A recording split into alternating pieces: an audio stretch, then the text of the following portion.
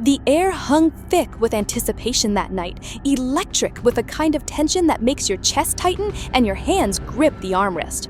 We'd heard the whispers for months: Michael Jai White versus Lateef Crowder, two names that carried weight in martial arts circles like thunder rolling across distant mountains. This wasn't going to be just another exhibition. This was personal. This was legacy. In the red corner stood Michael Jai White, a man who'd spent decades transforming his body into something resembling a Greek statue carved from mahogany. 6'1", 220 pounds of coiled power, White brought credentials that read like a martial arts encyclopedia. 7 black belts across multiple disciplines: Shotokan, Taekwondo, Kabuto, Goju Ryu, Tongsu Do, Wushu, and Kyokushin.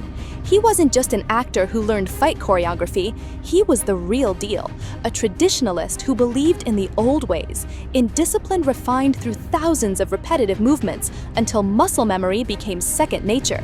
His punches carried the snap of karate's linear precision, each strike calculated to end confrontations before they truly began. The weakness? That very traditionalism. White fought like a textbook, beautiful but sometimes predictable, especially against opponents who'd seen those textbooks and written new chapters. Across the ring, Lateef Crowder embodied something entirely different. The Brazilian moved like water given human form, a capoeirista who'd taken the Afro-Brazilian art from the beaches of Bahia to Hollywood fight scenes. Shorter at 5'9", lighter at around 190, Crowder compensated with something White's traditional background couldn't fully prepare for: absolute unpredictability. Capoeira isn't just a martial art. It's a conversation, a dance, a puzzle that reconfigures itself mid-movement. Crowder could spin from a handstand into a devastating kick before most fighters registered he'd left his feet. He trained under Mestre Amen Santo, learning not just techniques, but the philosophical underpinnings that made capoeira as much mental warfare as physical combat. His vulnerability? Those acrobatic movements required space and timing. Crowd him, pressure him, deny him the room to set up those spectacular techniques, and the Brazilian could find himself fighting someone else's fight.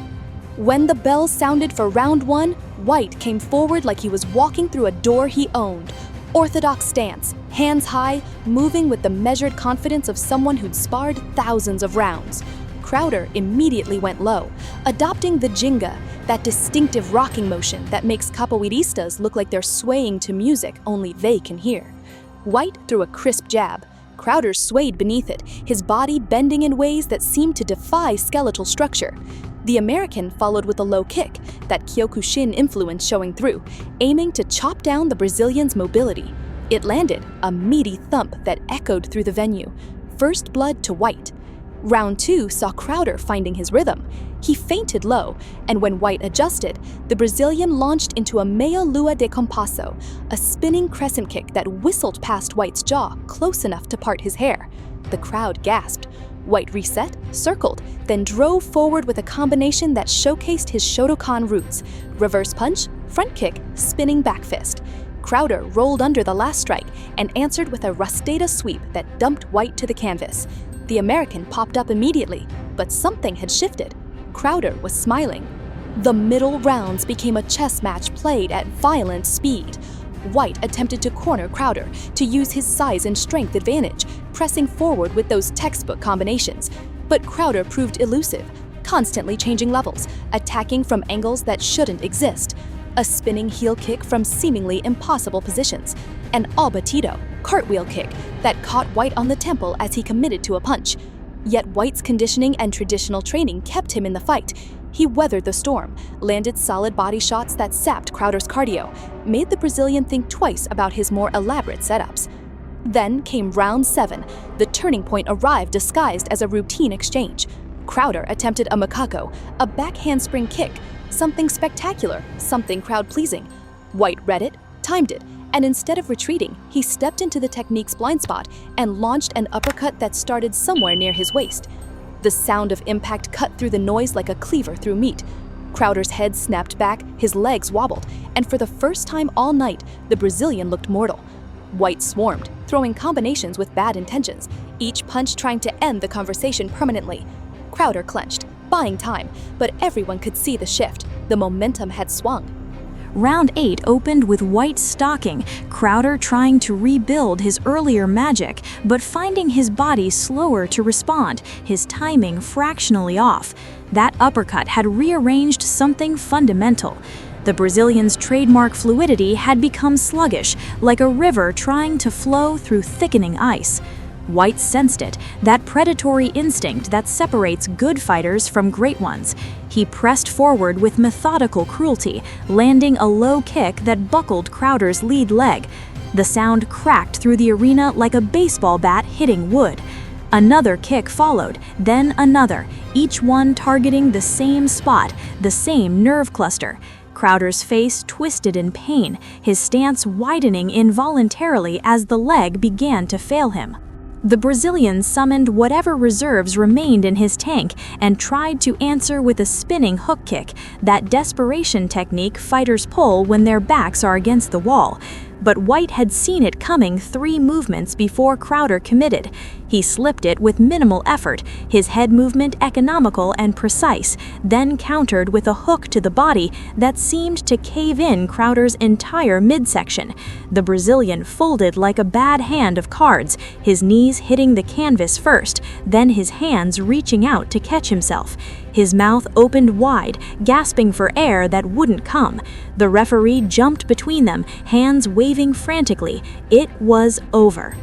Michael Jai White won because he fought the perfect fight against Crowder's style, a masterclass in strategic dominance. He used pressure when Crowder needed space, imposing his physical presence like a storm wall that couldn't be circumvented. He deployed traditional timing against unorthodox attacks, proving that sometimes the old ways endure because they work. Most crucially, he remained patient, showing the discipline of a monk who'd spent decades perfecting his craft. White didn't chase the knockout early, when adrenaline might have tempted a lesser fighter. He didn't abandon his game plan when those spectacular spinning kicks came whistling past his head, moments that would have rattled most opponents into reactive fighting.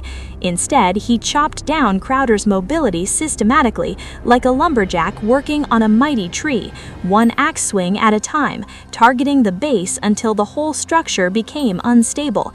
He waited for the Brazilian's spectacular techniques to create openings, understanding that flash requires commitment, and commitment creates vulnerability, then capitalized with fundamental precision that belonged in a textbook.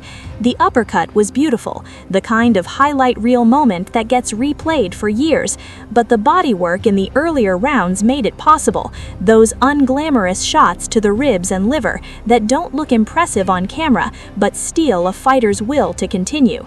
That's how a traditional martial artist defeats creative chaos, not by matching its creativity, not by trying to outdance the dancer, but by imposing structure until chaos exhausts itself against discipline's immovable wall.